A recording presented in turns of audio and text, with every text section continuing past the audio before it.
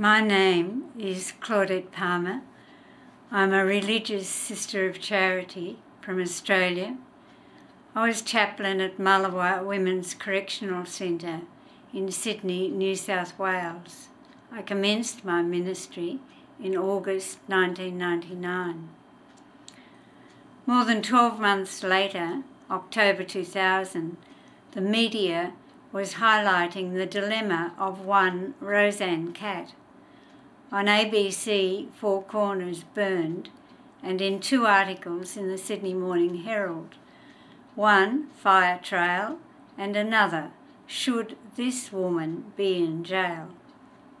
Ex-detective Peter Thomas had been investigated by Dr. Bruce Guthridge, and many people were interviewed exposing the modus operandi of this ex-detective from New South Wales turned arson investigator in Queensland.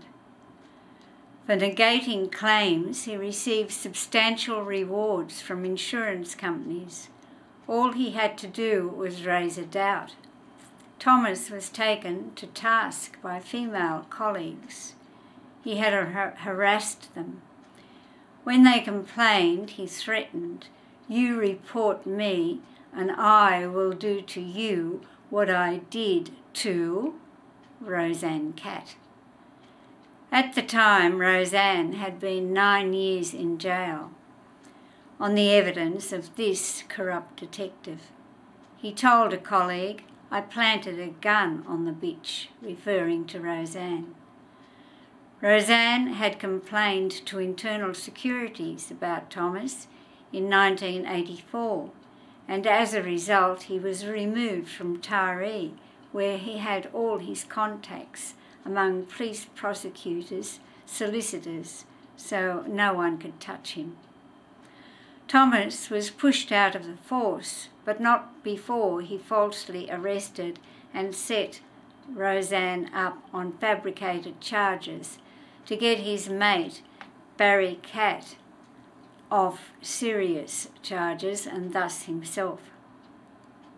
He had also been accused by a Crown witness of accepting a $30,000 bribe, and the prosecutor at that particular trial was a Patrick Power. Around the same time, he had tried to threaten a Krista Bracamonte into falsely accusing her husband of arson.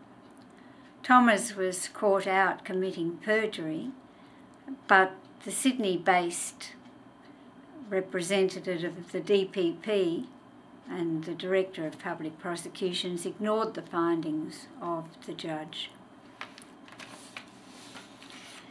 It seems, if crooked police resigned from the New South Wales police force, they seem to escape criminal charges.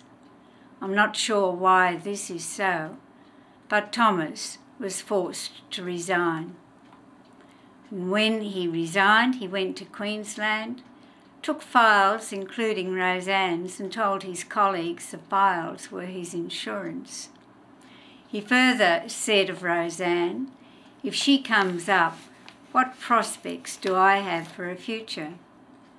He told another colleague, "I planted a gun on the bitch," referring to Roseanne.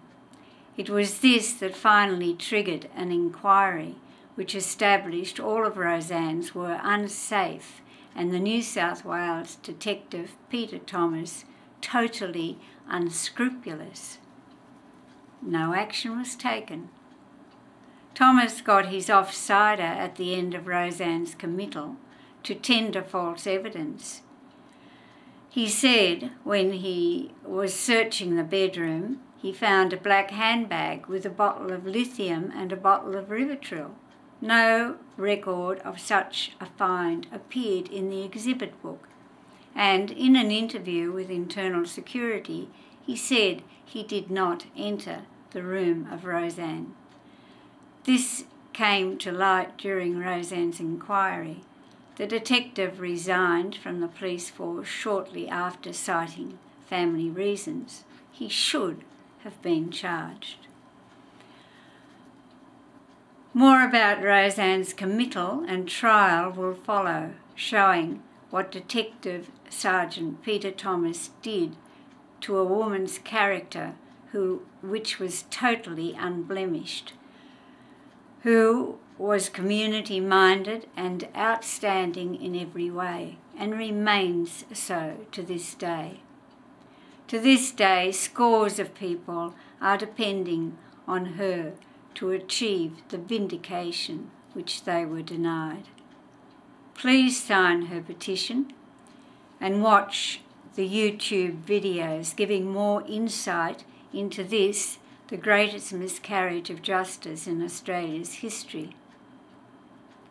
Typically, as I suspected, there was a trial set down for the 1st of August this year, 2011. This is now the 7th of June, 2011. Typically, as I suspected, they go from one judge to another until they get the one they want. And people like Roseanne and people like you and me remain at their mercy. I ask you to contact the New South Wales Attorney General, your local Member of Parliament, the Premier, Barry O'Farrell. Tell them you don't want any more of your money wasted on this matter. Compensate Roseanne and allow her to get on with her life. The state has taken everything from her, has destroyed her life. A corrupt employee of the state has to be responsible to recompense Roseanne, not drag it out for years and years and years, which they are doing. This matter is now 22 years old, and 6 years after Roseanne has been vindicated, this still goes on. And the woman has spent 10 years in jail, an innocent woman. Put yourself in her position and please act.